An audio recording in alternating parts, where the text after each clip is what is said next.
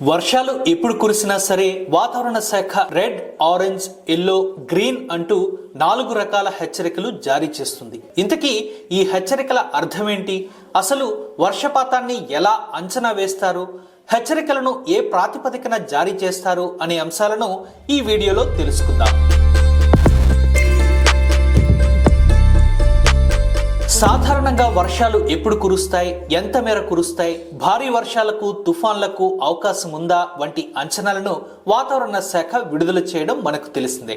అయితే ఈ అంచనాలకు 17వ శతాబ్దంలో పునాదులు పడ్డాయి. భారత్లోనూ అప్పుడే వాతావరణ కేంద్రాలు ఏర్పాటయ్యాయి. 1785లో కోల్కతాలో, 1796లో మద్రాసులో ఈస్ట్ ఇండియా కంపెనీ వాతావరణ కేంద్రాలను ఏర్పాటు చేసింది. ఇక భారత వాతావరణ శాఖని 1875లో ఏర్పాటు చేసింది.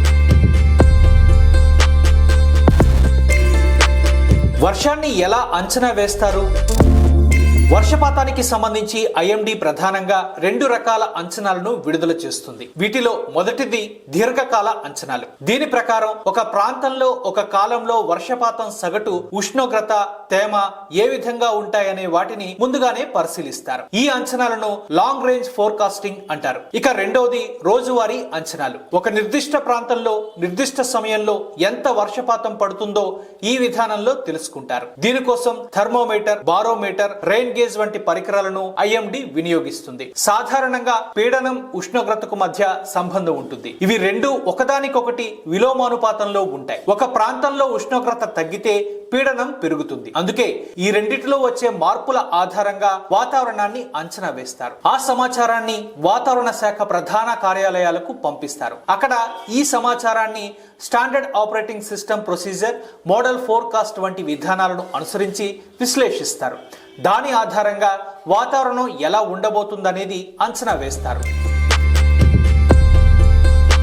వర్షపాతాన్ని ఏ విధంగా కొలుస్తారు?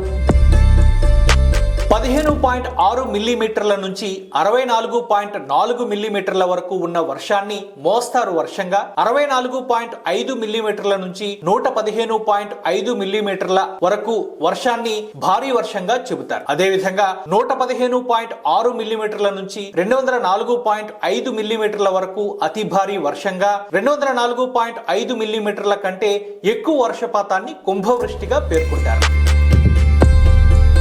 Red alert.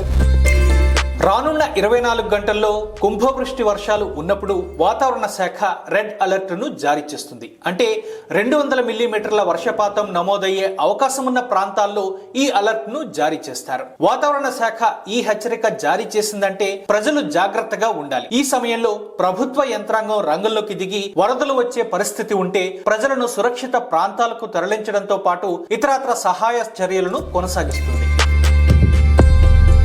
Orange alert.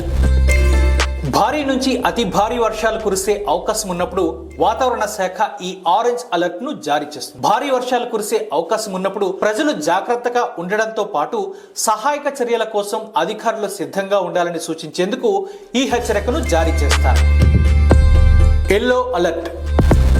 మోస్తారు నుంచి భారీ వర్షాలు కురిసే అవకాశం ఉన్నప్పుడు ఎల్లో అలర్ట్ ను జారీ చేస్తారు. పరిస్థితులను జాగ్రత్తగా గమనించాలని సూచించేందుకు ఈ అలర్ట్ ను జారీ చేస్తారు. Green alert.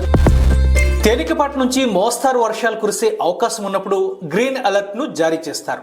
ఈ సమయంలో దాదాపుగా ఎలాంటి నష్టం గాని, ప్రమాదం గాని ఉండదు. దీంతో అధికారులు ఎలాంటి చర్యలు తీసుకోవాల్సిన అవసరం ఉండదు. కాబట్టి గ్రీన్ అలర్ట్ ను హెచ్చరికగా పరిగణించాల్సిన అవసరం ఉండదు.